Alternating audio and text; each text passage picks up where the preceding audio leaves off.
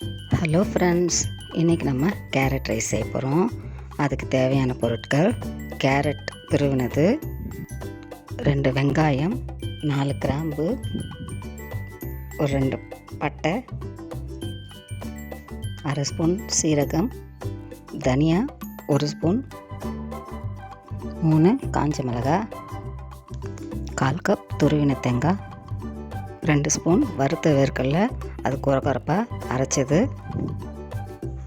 தேவையான அளவு table salt, எண்ணெய் தேவையான அளவு. இவ்வளோதாங்க கேரட் சாதம் செய்வதற்கு தேவையான பொருட்கள்.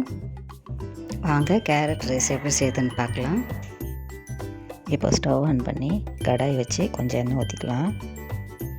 எண்ணெய் காஞ்ச உடனே காஞ்ச மிளகாய், சீரகம், தனியா போட்டு வறுத்துக்கலாம்.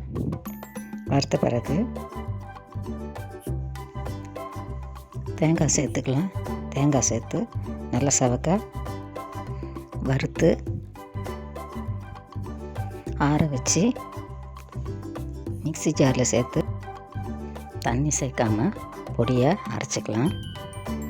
இப்போ ஸ்டவ் ஆன் பண்ணி கடாய் வச்சு கொஞ்சம் எண்ணெய் ஊற்றிக்கலாம். பட்டை கிராம்பு போட்டு தாளிச்சிட்டு வெங்காயம் போட்டு வதக்கலாம். வெங்காயம் ப்ரௌன் ஆனதும் துருவின கேரட் சேர்த்து வதக்கலாம்.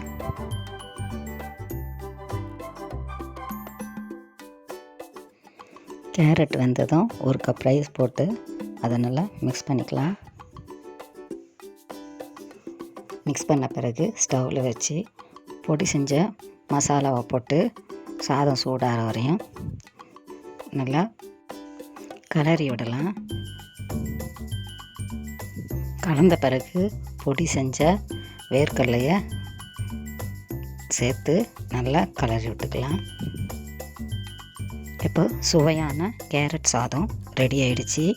இந்த ரெசிபியை நீங்கள் ஒரு வாட்டி ட்ரை பண்ணி பாருங்கள். உங்களுக்கு இந்த வீடியோ பிடிச்சுன்னா லைக் பண்ணுங்கள், ஷேர் பண்ணுங்கள், சப்ஸ்கிரைப் பண்ணுங்கள். பாய்.